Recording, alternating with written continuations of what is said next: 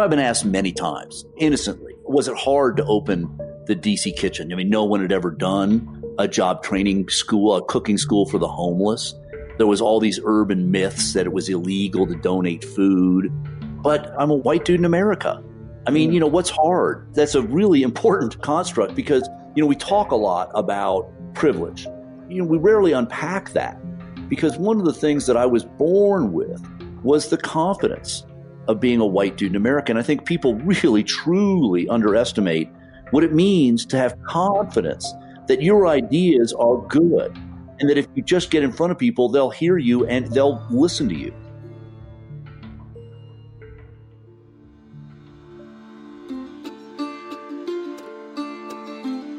Hello, friends, and welcome back to At the End of the Tunnel podcast with yours truly, Light Watkins. In this episode, we're going to hear the story of Robert Egger, a California native who relocated to Washington, D.C., and on one fateful night, he found himself volunteering in the back of a truck feeding the homeless. And on the ride home with his wife, he became obsessed with using the resources and connections that he acquired while working in the nightclub business of all places to find innovative ways of taking perfectly good food that was being thrown away by restaurants all over town each night and using it to help feed even more hungry people. This idea led to what became a revolutionary nonprofit called the DC Kitchen, which is still in operation today. And as we've seen in many of these stories, Robert's seemingly normal background of coming up in the 1960s and 70s was quietly preparing him for his path as a renegade in the nonprofit sector. I've known Robert personally for a handful of years. He and I both delivered TEDx talks in Venice in 2014, and he's been a friend and mentor of mine ever since. I'm proud to share his fascinating story on the podcast, and I'm excited for you to hear it because I truly think that you will be changed by the end of this episode, and the way you look at food will forever be changed. As always, we're going to start with talking about young Robert and what he was into as a kid and how his earliest obsession with being in the nightclub industry led him toward founding this initiative to feed millions of people. Without further ado, I introduce to you Mr. Robert Egger.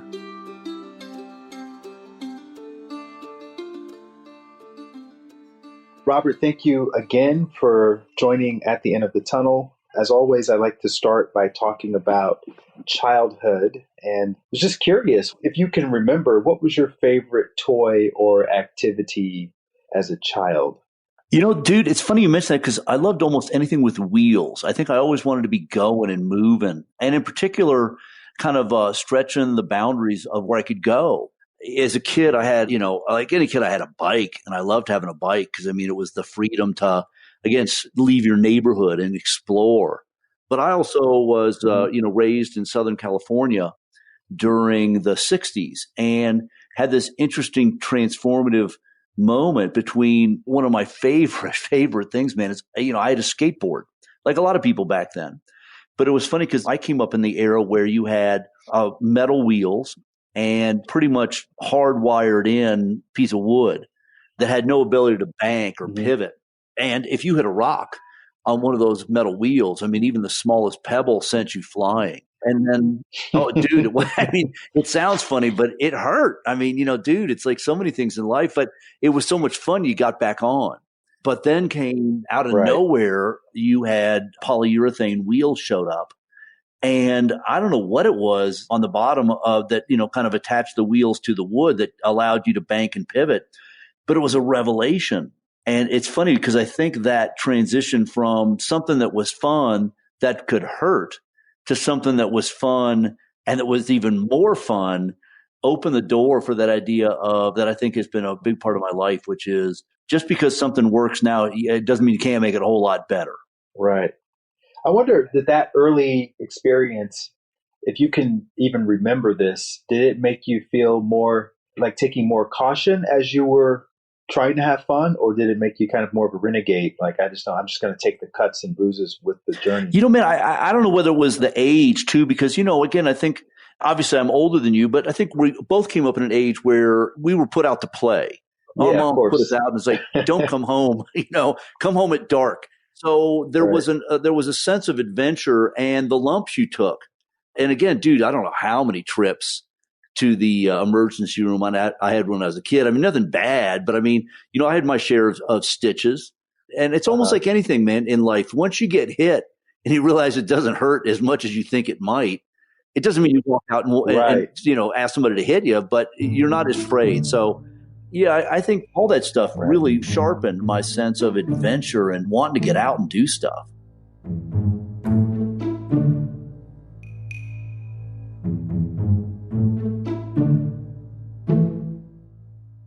And what was the dynamic like growing up with your parents and you, your siblings? Was the home, did it feel nurturing? Did you have to was it survivor mentality? Like what was happening No, at I was home? pretty lucky, dude. I mean, I was the first of six, and again, born in 1958, along with some interesting peers, man. Madonna, Prince, Michael Jackson, Ellen DeGeneres, who looks much younger than I do. But it was a great time. And Wow. my parents stayed married till they passed. My dad was a Marine Corps pilot, and he was gone quite a bit. He did 3 tours of Vietnam. So I was raised surrounded by very strong women, my mother and then my 4 sisters. And my mother was a very demanding woman, not, she just expected a lot of us and really pushed us to participate and not slack. But yeah, man, I mean, we moved Hmm. around a lot, which made me our family very insular. I mean, I'm an outgoing person, but like I said, I've always respected and felt comfortable around women because that's who raised me. Mm. And what happened when you were 10? You had a pivotal experience I wanted you to talk Well, about. 10 I talk about this quite a bit in a lot of my work. Because again, I think even for younger people, it's kind of a struggle to hear an older dude talk about back in the day. But 1968 was a pretty insane year, even as tough as this election year might seem to us who were in the middle of it. 68 was tough. I mean, because you had Lyndon Johnson had pulled out and Robert Kennedy decided to jump in. And here I was living in Southern California, and Robert Kennedy shows up and sits actually with Cesar Chavez, who was finishing a 25-day fast to draw attention to the plight of migrant workers. And that was something that really struck me because here was an example of Robert Kennedy showing incredible solidarity and great political risk. But also, I was raised Catholic, and my mom was really impressed that Robert Kennedy helped Cesar break his fast with a piece of communion bread. And I remember her bringing that to my Hmm. attention, and that really stuck with me, that image. But right after that, Dr. King was murdered, and that was profound. And it was also one of those moments in life because I was playing with some kids. We were given the day off of school the next day, and we were outside. And some construction workers kind of stopped us and asked, "What are you all doing out of school?" It was midweek. And I kind of innocently and kind of with a great sense of commitment said, it's because Dr. King was assassinated. And dude, it was one of those things where I can so sadly remember the look on this guy's face and the kind of snarl in his voice when he said, they let you out of school because they shot that N word. And I was just like, I mean, I knew the word. It's not as if you didn't know it, but I'd never heard it like someone say it. I had read it. I had heard people reference it in the abstract, but I'd never heard the word itself, let alone spoken with such hatred. And Mm. dude, to this day, it was such a pivotal thing. And then, of course, 2 months later, Robert Kennedy was assassinated. So I think that year really is when I metaphorically kind of self-baptized and decided I know now what team I'm playing on and what I want to do with my life.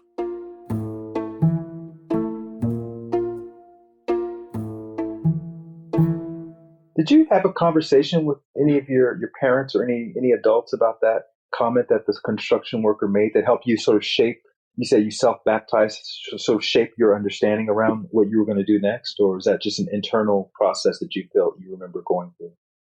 That's a great question, like, because no, I didn't. I don't think I would have repeated it. I mean, again, like I said, my mother really was a very committed civil rights. It was fascinating. Again, when I often in hindsight look back at her generation of women who were college educated, but who stayed at home to raise their kids. She sat and raised us, but through the lens of the women's movement, the civil rights movement, the farm workers movement, the environmental movement. And even though she wasn't participatory that way, in that she wasn't out marching or anything, I think that she really guided our education very much around the lens of the way you treat your fellow humans and the concept of respect. But no, dude, honestly, it's funny. I don't think I've ever thought about that light. I did. It was all internal. I mean, I just process it, in my own little head. And as a child, because you were still very much a child at that point, were you watching the news? Were you getting your own information somewhere? Were you reading the newspapers on your own? Or were you kind of relying on the sort of narrative and the spin from your parents and how they interpreted this information about Chavez or about King or about Kennedy? Well, it's funny, man, because as a young kid, we all watch the news. I mean, every night you watch Walter Cronkite. And my mother, we sat around the table at night and I was fascinated by my mother's kind of decision to do this because we had a children's Bible that got passed around from child to child, from the oldest, me, down to my youngest baby sister, Shannon. And we read like a chapter every night. So it was both a reading exercise, a family thing, but it also opened the door to discussions about what does this mean. There was, I think, an effort by my mother to translate some of the things that were happening in the world via her biblical background, her sense of religious faith. But at the same time, I also came up at a time when every neighborhood literally had a football team. There were so many kids and we all ran loose. And I grew up incredibly intrigued by my generational elders. I am a baby boomer, but I'm almost 11 years into the first baby boomers born in 1946. So I'm 11, 12 years past the first boomer, but I'm part of that cohort. But I was watching my generational elders who were growing their hair, who were smoking cigarettes, who were listening to incredible music. I mean, I remember vividly sitting in garages where some kid would bring home a new album. And in particular, I remember the Beatles, pretty constant. But at the same time, another fascinating thing happened because I always really, really not only dug music, but I dug what I saw at the time as the social implications of music. Again, you go back to, and this was also a time when there were shows like Laugh-In and Flip Wilson and the Smothers Brothers. And again, I know some of your younger listeners might not know that, but these were breaking barrier groups that were overtly on, a very small bandwidth of three basic main TV stations, CBS, ABC, NBC.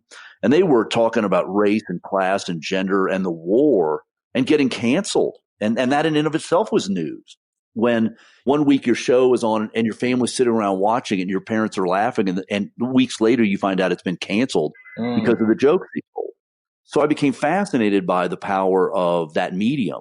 Mm-hmm. But dude, the most interesting is I aged a little bit more and continued on this trajectory of intense interest in social causes. There was one of these wild moments where, my parents, I remember my father, and again, military dude, talking to his friends about politics and them kind of arguing and kind of talking about the issues of the day. Yet when my parents, who had parties quite often, would put on a Motown record, everybody danced. And I loved watching people dance and have fun. But there was some moment, I forget what little switch it was, that I just listened and it's like, wow, these people who are afraid of certain political ideas and the same ideas that got Dr. King and Robert Kennedy assassinated, murdered as young men, they were dancing to those same ideas put to music. I mean, again, the same thing that Marvin Gaye or a variety of other Motown artists were saying or were getting my parents' generation to dance. So at a very early age, this got me on this interesting trajectory of being fascinated by and really intrigued by the power of music to get people to hear things that politicians couldn't.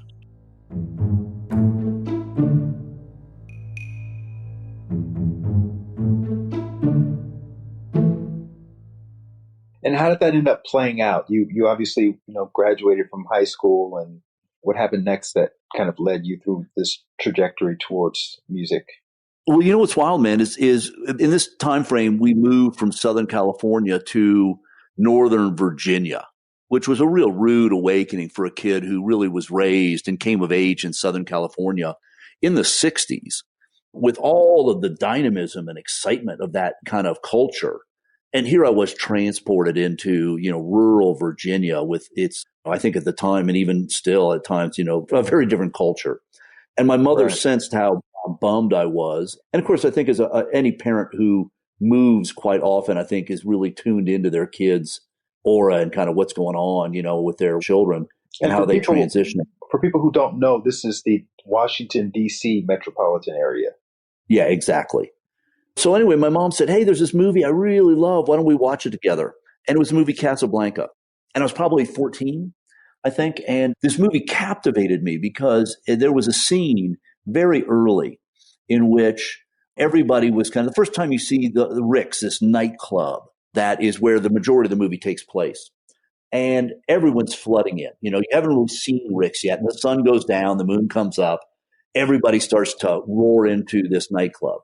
And as I watched, here was from the kind of, if you'll go into cinematography, from this high shot down into the club, you could see Sam and his orchestra playing. You could see Sasha, the bartender, and Carl, the waiter, and all the people that you get to know later.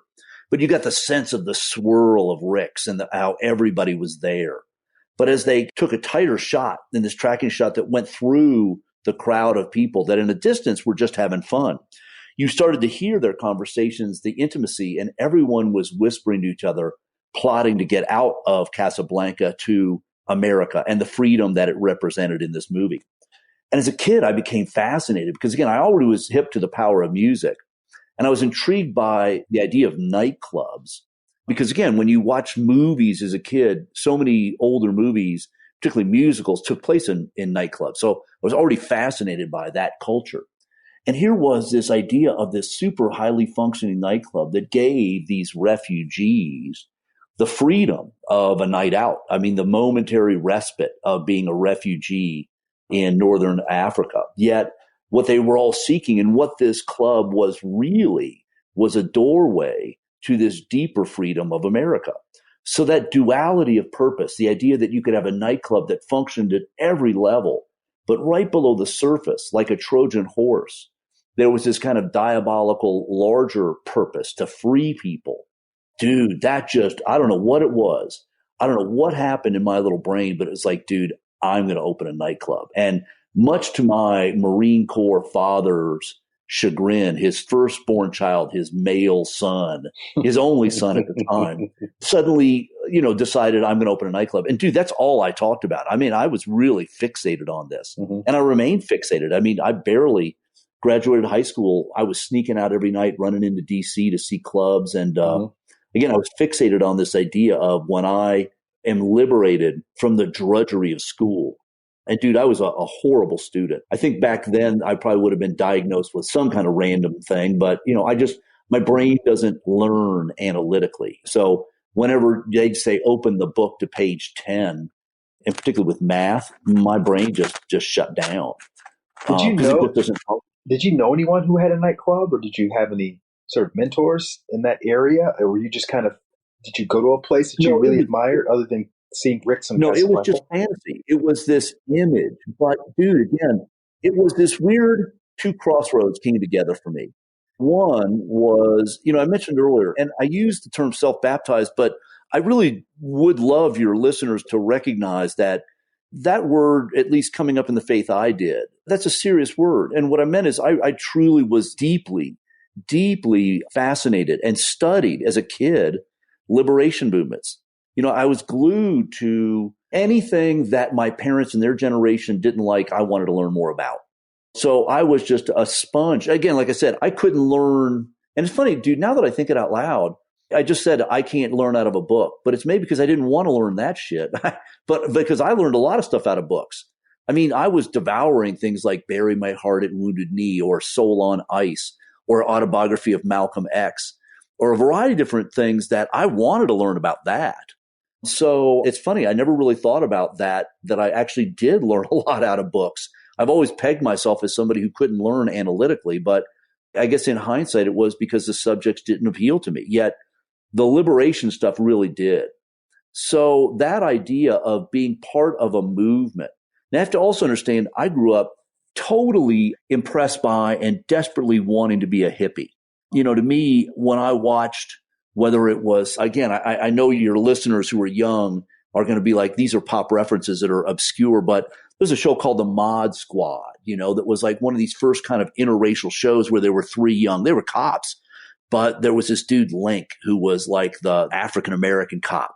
But anyway, there were so many people that I saw that it's like, I just want to be part of this bigger movement. I want to grow up and go out and protest the war. I want to grow up and go to concerts. I want to grow up and be part of a generation that is out in the street fighting for things. But when I came of that age, it was actually quite disappointing, Light, and it influenced me in a huge way because I watched that generation for, at the time, I couldn't figure out why, but they seemingly abandoned these causes. And as the 70s really unfolded, what the daring of music gave way to the seeming frivolity of disco and leisure suits and cocaine and fun and parties. And to my young eyes, this was kind of a level of hypocrisy and almost betrayal of a sense of duty and obligation. I mean, again, I looked at my generational elders and it's like, WTF? I mean, what happened to you all? You all were the people I aspired to be, and now you become these almost comical figures in your yellow leisure suits. I just don't get it. So there was a sense of betrayal, quite honestly, that was, I think, there was a momentary sense of it being adrift and not knowing who my people were anymore, who was fighting for a sense of liberation and stuff. And then suddenly punk rock came up, and that suddenly music that was loud, music that was fun, music that was political. And dude, I was off to the races. That combination of I graduated high school, I found my sound. My parents retired and split. So at age 17, I'm like, I love you all so much, but now is my time. I'm staying here in DC and I'm going to go in and get a job running nightclubs. And that began a very long and joyful journey of my 20s running nightclubs.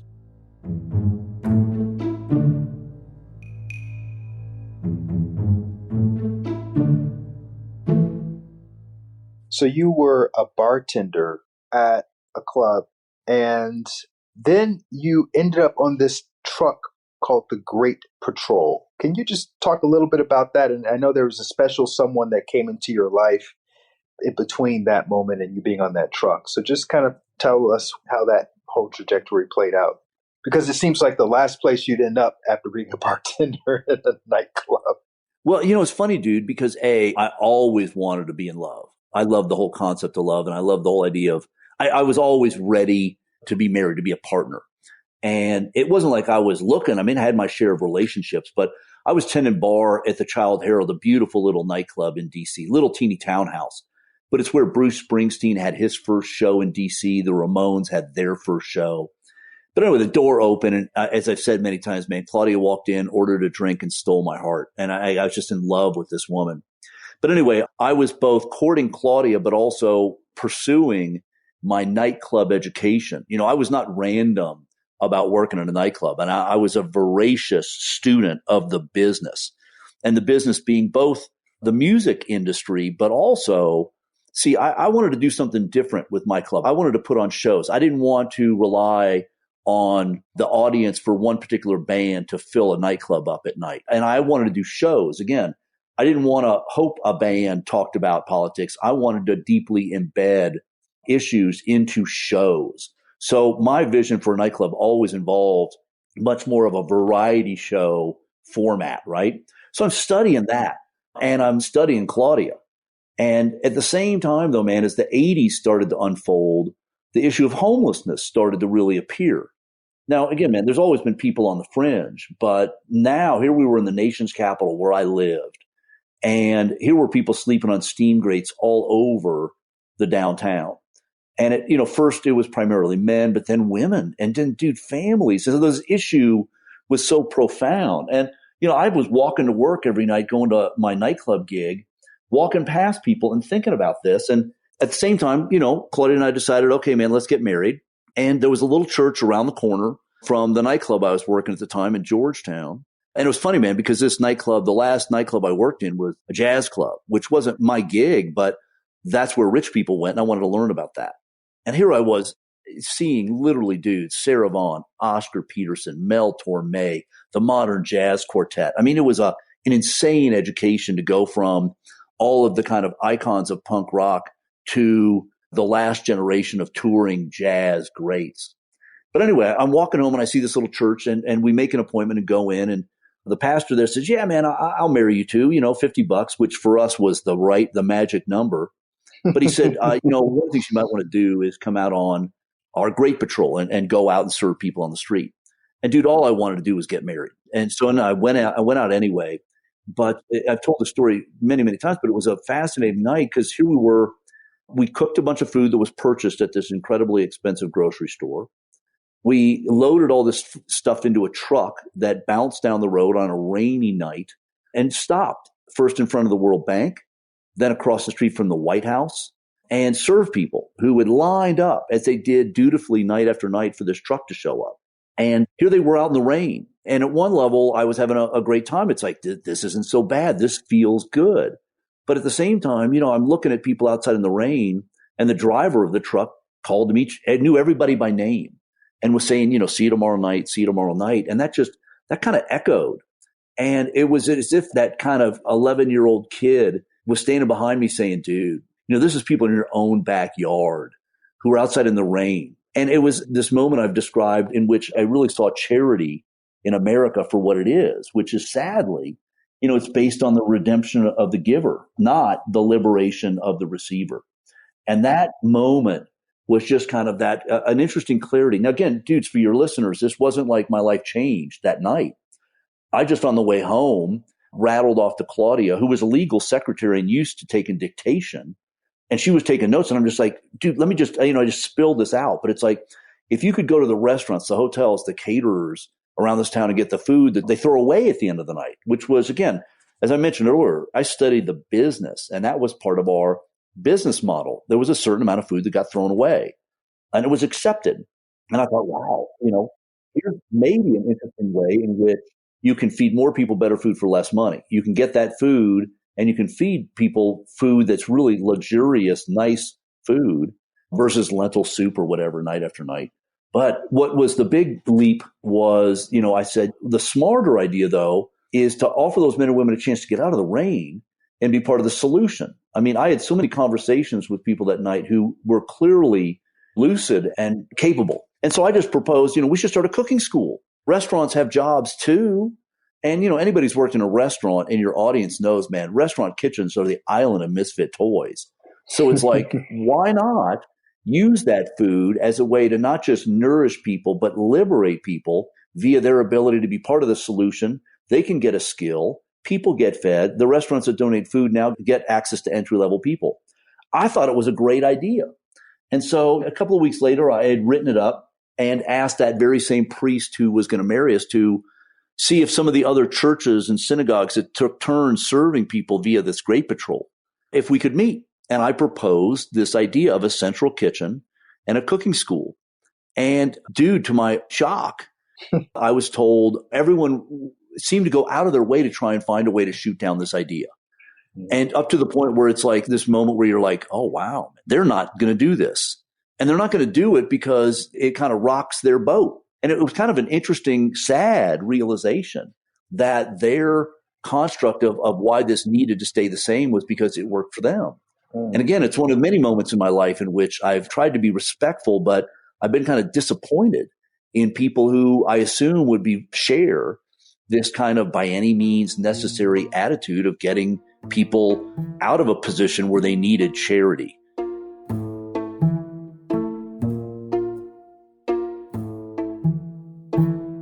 At that point, were you thinking of it as a part-time sort of hobby, passion type of a thing? Or were you, when you were pitching it to them, or were you thinking we'll all do it together and I'll just keep running the bar and I'll do this on the side? Or were you thinking that this is something that's going to essentially take over my life? Well, I had a ton of energy, dude. I was a young man and I had days free. So I figured, I might be able to cook during the day. I was willing to roll up my sleeves, but my destiny was opening the greatest nightclub in the world. As I would tell anyone who ever asked me, I was laser focused on this idea of I'm going to open the greatest nightclub in the world since I was a teenager. So, I mean, it had been probably 11 years that I had been, working nightclubs and building towards this idea. Had you been saving money for that nightclub, or did you have anything in the works? Dude, I was a bartender and Claudia was a secretary. We didn't have any money, but my gold was my ideas. and my skill and my pedigree. I mean, I had a good run, dude. I really worked in some of the best clubs and managed these clubs and ran their business and booked their bands. I mean, so I was working my way up to be an undeniable pro. Let's put it that way. Yeah, but I mean, never in a million years did I think. And in fact, even after I started DC Kitchen, my assumption was, look, dude, I'm doing this because no one else would. It was interesting, dude, because, a lot of people were also skeptical of my idea about a nightclub that would put on shows. I mean, don't forget, this was also the beginning of the DJ era. And most investors were like, dude, why do you want to have a big old band when you can just pay one dude to play some records, put up a VIP thing and sell exclusivity and jealousy and all that? You're just trying to sell love. Greed's where the money's at. This was also that era of Wall Street, and that movie Right. where greed is good. So there was an element of, look, I'm going to get this kitchen going because, dude, it's not that hard. And again, my model was everything I use. And frankly, the model I ended up leading for decades is based exclusively on what's already there. So all I said was, look, I'm going to take food that's available free. I'm going to use an underutilized kitchen. I'm going to offer men and women who are undervalued, who want to get out of the trap of the streets. I'm going to offer volunteers who have free labor a place they can come and really make something bold happen. I'm going to offer chefs who have food that they hate to throw away, and I can give them a tax deduction for it, and they can come and help teach and get access to entry-level people. Everything was there. All I did, and all I've usually ever done, is reorganize existing things to get better, more just, and dynamic results. Yeah, it makes perfect sense today. So when you pulled all that together and you went out and I'm sure you pitched it to other people because you had to secure a truck, you had to find the space, you had to call up the George H. Bush's people to work out how to collaborate with them for their inauguration. Was it an obvious winning idea to all those people at the time, or did you have to kind of do gymnastics to try to, and jujitsu to get people to buy into your vision? Yeah, but dude, this is an interesting moment to transition a little bit in this or branch out in our conversation because, I've been asked many times, innocently, was it hard to open the DC Kitchen? I mean, no one had ever done a job training school, a cooking school for the homeless. There was all these urban myths that it was illegal to donate food, but I'm a white dude in America. I mean, what's hard? That's a really important construct because, we talk a lot about privilege. We rarely unpack that because one of the things that I was born with was the confidence of being a white dude in America. And I think people really, truly underestimate what it means to have confidence that your ideas are good and that if you just get in front of people, they'll hear you and they'll listen to you. As a kid, man, there was a famous moment on TV that I remember so vividly when Muhammad Ali was interviewed. And he was talking about all of these examples. He's like saying, man, Tarzan in the middle of the jungle, he yells, a whole tribe of black people run. John Wayne fires one gun and 5 Indians fall down. He just went through the whole list of things that as a kid, my eyes are getting wider and wider listening. But that kind of culture that I grew up in gave me this insane confidence to call up, as you alluded, man. I took a show person's flair and said, I'm going to open this kitchen, but there's an inauguration coming up and George Bush Sr. is going to have all these parties. Man, I'm going to get that food. And I called up. And this is another really cool place to branch out because when I called up, not only did that take confidence, just to think, of course I can call up the inaugural committee and get their food. But when I finally got that person saying hello, and I knew this was the caterer or the guy in charge who could make the decision, my name was Robert Egger. My voice was an educated white kid's voice. So there's a lot of things that I think the idea itself was profoundly simple. And I think over the years, it was easy for people to grasp. But again, the birth of the kitchen has so many things baked into it that made a success. So, yeah, I mean, it was a lot of convincing people that you could donate food, that men and women who are homeless could work, that restaurants would do this. But I think the secret sauce of so much of my success is just the fact that, again, I was born the right time, the right place, the right gender, and the right skin color.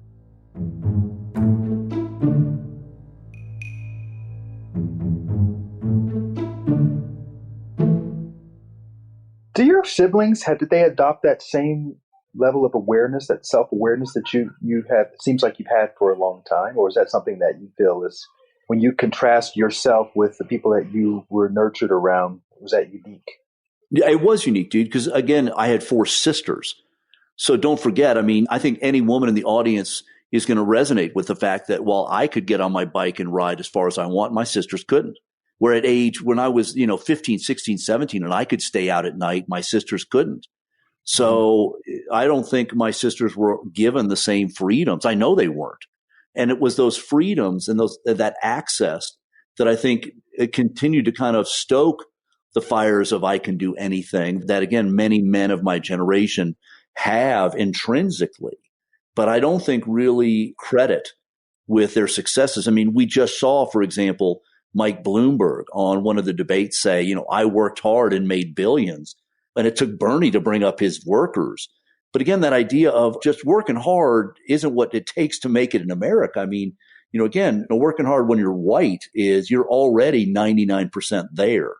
So again, I don't want to belabor this, but I don't want to ignore, and I try my best. And this has been a big part of my career, because not only did I get what I have because of these advantages, but at the same time, it baked into me a sense of obligation that I was going to use anything I received because of this to benefit people beyond me. So I'll give you an example, man. We're on this line anyway. My first day, the DC Kitchen opened, or it kind of officially launched on Inauguration Day, 1989, with the inauguration. And again, what I said earlier, I took my show person's flair because, dude, think about it. What media outlet in the world could resist some guy in a truck driving around picking up food from inaugurations to feed poor people the next day? And, as predicted, every media outlet in the world wanted to cover that. And that was from day one, there was this sense of, wow, I have touched something that I didn't even know existed, is how much Americans were viscerally frustrated by how much food we threw away. I mean, it's very common to talk about this now, but in 1989, again, it was a very new construct. And little did I know that almost to a person, Americans were really guilty, felt guilty about the food. So here was this moment where I tapped into this energy. And literally, the day we opened, media came and it kept coming. I made kind of a self-pact of saying, okay, there's people all over this country who are doing similar work. And they're just as smart, if not smarter than I am, but they're never going to get media coverage like this. So I'm going to share whatever I have. And that kind of began what I've oftentimes referred to this kind of 51-49 rule of mine, that I was always going to spend 49% of my metaphorical energy and time on my business. But I was going to make sure that whatever I did with that 49% lended itself to a bigger cause. So again, that has been the benchmark of my model forever. I will only work and contribute to something bigger than myself, because I've seen people get lost in this idea thinking I can solve, pick your issue, if my nonprofit just gets more money. And it's like, no, dude, we're not built that way. The larger dominant capitalist society is never going to give us the resources. So rather than trick myself into thinking my little kitchen, as badass as they have been and will remain, that they're not enough. They have to be part of something bigger. And so again, that's just another example in where I've tried to take these dreams of my youth and make them part of my everyday life as an adult.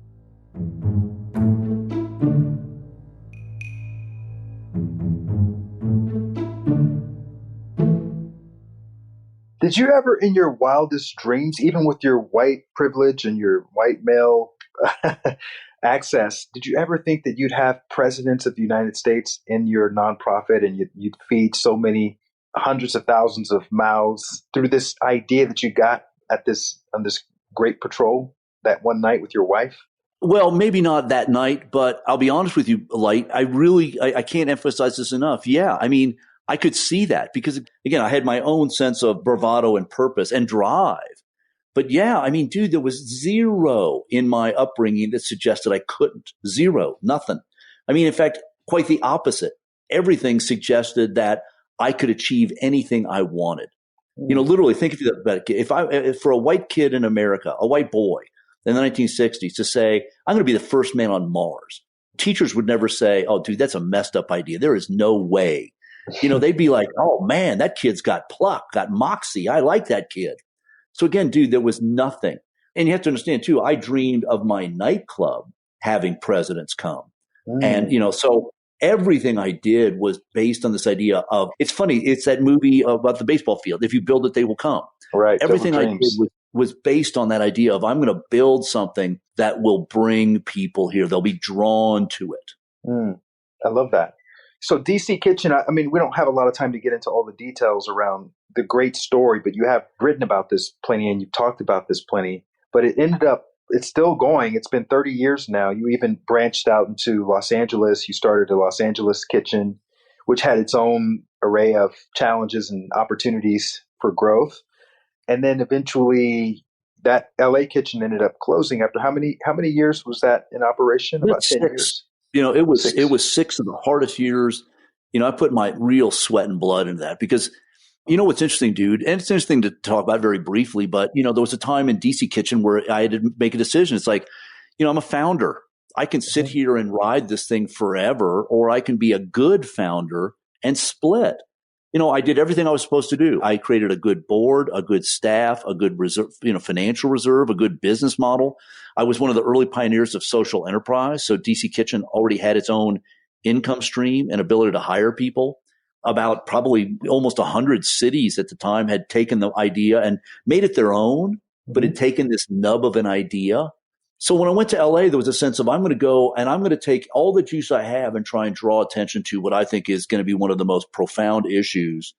It already is, but it hasn't really been recognized. And that's the issue of senior poverty and the staggering number of people who are going to wake up in an America where they're going to live 10 years, 15, 20 years longer than they have money in the bank. And what does that look like, particularly for communities of color?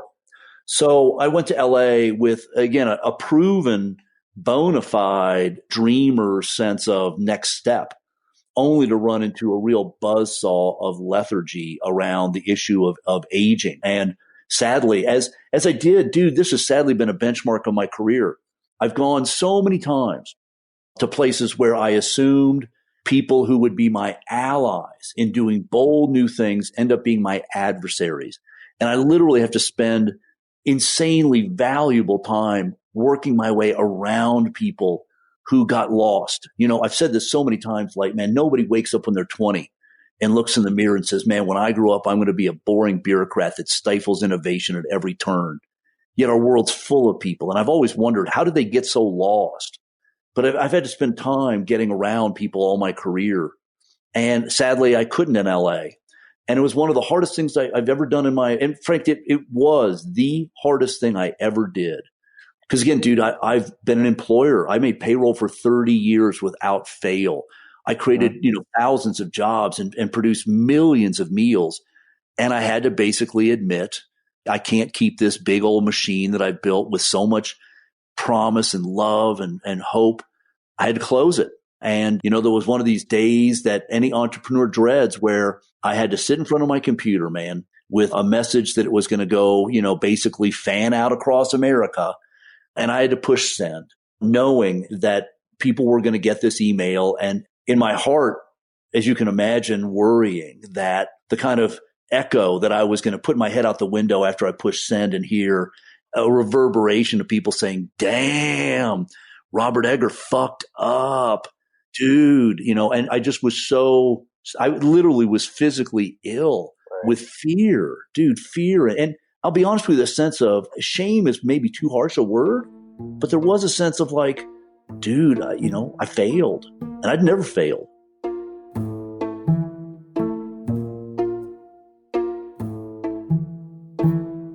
Well, let me ask you this before you get into what happened. How long had the writing been on the wall that things were going to go in this direction? Because like you say, you have this confidence, you're a very optimistic person. You can convince your way into doing pretty much anything. You had done so for 30 years. So how long had you been sitting on that idea and realizing that it's not going to happen? Well, dude, honestly, I'll be direct. Pretty much since I decided I was going to do it. I mean, I knew what I was walking into, but there was a part of me that felt so much that I was going to cash in all my chips and go back to the community where I was a 10-year-old kid and that construction worker confronted me. And like a prodigal son, I was going to return But I knew because everywhere I went, people would given me tons of money. When I said, hey, man, I'm leaving DC Kitchen in good hands and I'm going off and I'm going to do this new gig. And they're like, oh, man, Robert Egger, what are we going to do next, man? Because we got to be in the Robert Egger business. And I'd say, that's great, man, because I'm going to LA and I'm going to pioneer what senior meals of the future look like. And I'm going to take imperfect fruits and vegetables and I'm going to really pioneer a plant forward meat as part of the meal, not center of the plate thing. But more importantly, I want to challenge people to see elders in a different light, that if they were going to be upset about wasted food because it had a wrinkle or a bruise or a blemish, shouldn't they be even more profoundly upset that we waste an entire generation of people because they have a wrinkle or a bruise or a blemish? But to a person, every funder who had been generous to me said, oh, dude, God, I wish we could help, but we don't do seniors. So I knew that I was walking into a very tough but necessary, dude. And again, this is my thing. Leaders, in my opinion, there's a difference between a boss and a leader, and I'm a bad boss, to be honest with you, but I'm a good leader. And I felt it was my job to take every ounce of juice I had and put it towards something that was mandatory that we see, even if people didn't want to see it. I felt if I could use my energy and kind of entrepreneurial energy and bring new life, and more importantly, light, to come to a city where the false idea of beauty emanates from. Hollywood is a place where women are cast out casually at a certain age. And I used kind of a sense of probability, saying women outlive men, women outnumber men. The majority of people who are old in America will be women. How long until there's a revolution in which women, sisters, basically stop and say, fuck the beauty myth. Fuck your concept of beauty. I'm just as beautiful as I ever was. In fact, I'm more beautiful because I have a beltload of great experience under my weight. You get my point. This was something I'm like, I can use this. This is the perfect place, just as DC, where presidents came and stood side by side with men and women who were homeless at the DC Kitchen. Could I utilize the resources of LA the same way? But again, man, like I said, I think I truly underestimated how little people cared, how little money was available for, and how entrenched the ideas around senior meals and the business. Because again, dude, part of my model was I'm going to create a business that will both train people for jobs and create beautiful, healthy meals out of the nonprofit side. But the for-profit side will actually get contracts to do congregate meal sites for seniors. And let's going back to my nightclub days. Have you ever been to a senior center recently? I mean, it's bizarre because, you go in and you got to realize the people who are in there right now who are 70, dude, they were 20 in 1968. They were at Woodstock. They were at Wattstack. They were part of this generation. Yet when you go, they're literally playing, they're treating them like they were born in the 1930s. There's all this kind of big band music. And I'm shocked because, I look at those senior centers and I see the deepest well of life experience in the history of America and a generation of people who are still able and willing to be part of something bigger. They just need to be called back home, not to the 60s, but to that sense of optimism and idealism. So in effect, I went through a phase of disowning the hippies, only in my later years to want to help them find their way back to that spirit of the 60s and maybe a little of that activism that made them feel so alive.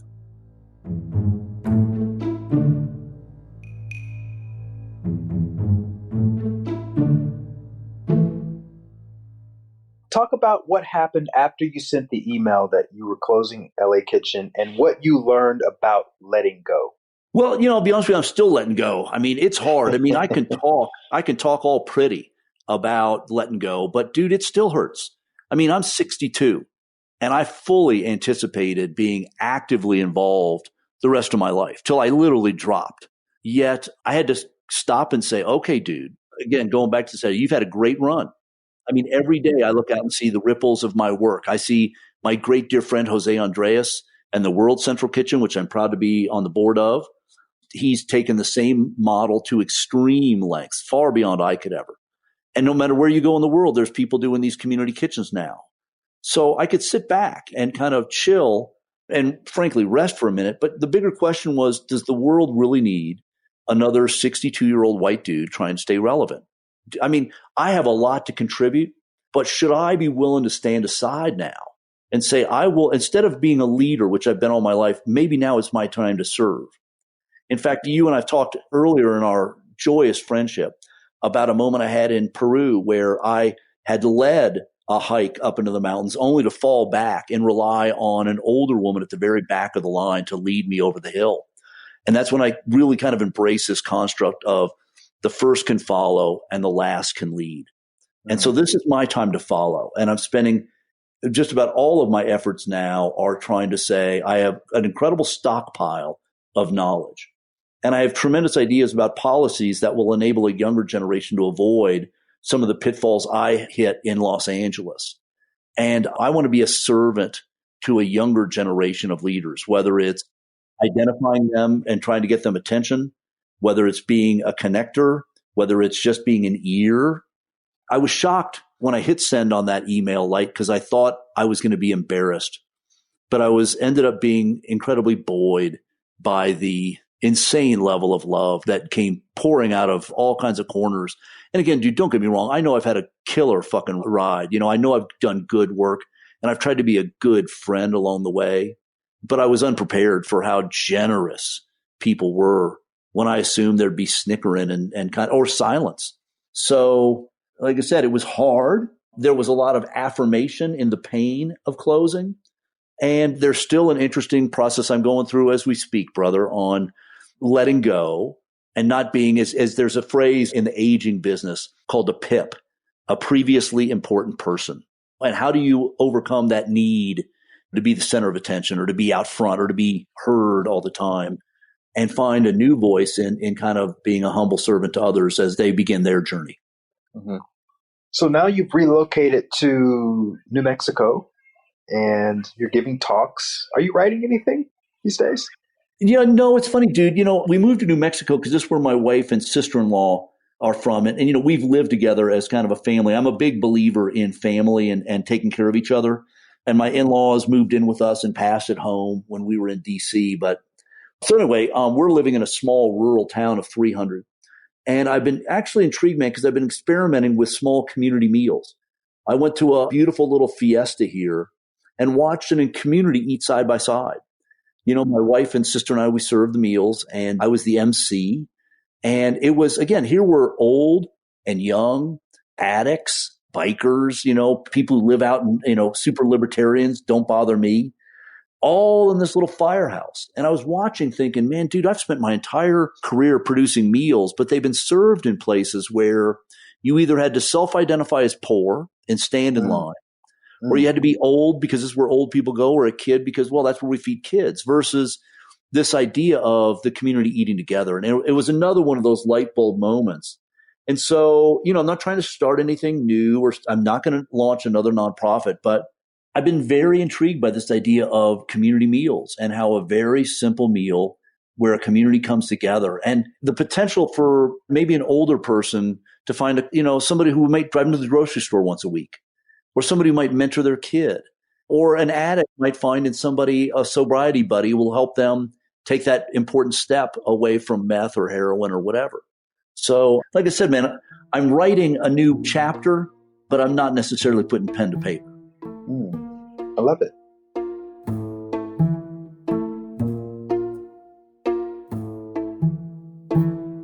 I want to acknowledge you, Robert, for having what I feel is one of the most important traits on top of confidence and optimism, which is just curiosity and looking at the potential of something and having enough curiosity to really take meaningful steps in the direction of that potential. And it seems like you're still just as curious today as you've ever been when I think back to your most enjoyable activity as a child, which is being on wheels, being able to maneuver obstacles and having fun along the way. It seems like you're still doing that to a large degree. And it's starting to take shape in the next phase, whatever that's going to look like eventually. But it doesn't seem like you ought to see the smile on my face, man. That was a beautiful summation, man. I think it's been a beautiful little loop we've walked together this hour. Yeah, it's been a joy, my friend. You're one of my favorite people, and every conversation I have with you, I walk away from it happier, a little bit more grounded, and really feel like I've talked with a great friend. Thank you. And before we sign off, I do want to mention the name of your latest sort of branding, fuck shit up. Can you just talk a little bit about Well, I what put you mean myself by in a little that? bit of a box with that. But, my wife, I needed a new email address. And my wife's like, well, what are you going to do next? And I'm like, well, I'm going to keep fucking shit up. And lo and behold, there it was. So, but dude, I tell people all the time, because people call me and they're like, oh, dude, I want to fuck shit up too. And it's like, dude, stop. Don't mistake those words with anger. Understand that whether it was, Harriet Tubman, whether it was John Kennedy, John Coltrane, all the people you admire, they all wanted to fuck shit up. They just maybe said it different. Mm-hmm. I mean, think about it. I have a dream. It's Dr. King saying, we need to fuck some shit up.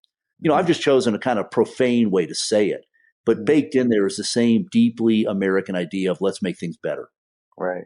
How can people find you? Are you engaging with the public in preferable ways? Are you on Instagram, Twitter? Yeah, no, I'm Robert Egger. That's Egger. I'm at Robert Egger on Twitter, Instagram.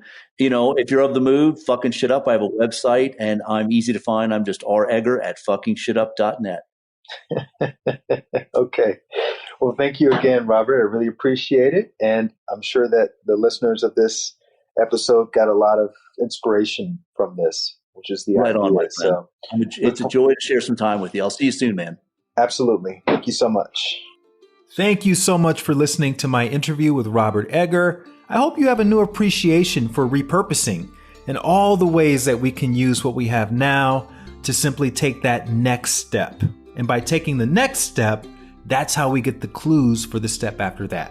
In the meantime, while you're out there taking your steps, make sure that you're also subscribed to At the End of the Tunnel so you can hear even more amazing stories about regular folks just like me and you who are overcoming all kinds of odds to help people and to be of service to the world. Also, don't forget to rate and review the podcast if you haven't already. You can find links to everything that Robert and I discussed in the show notes below. Please also share this conversation with your friends who are struggling to find their own inspiration or start their own movement. And I will see you back here next week, same day, same time. Thanks again for listening.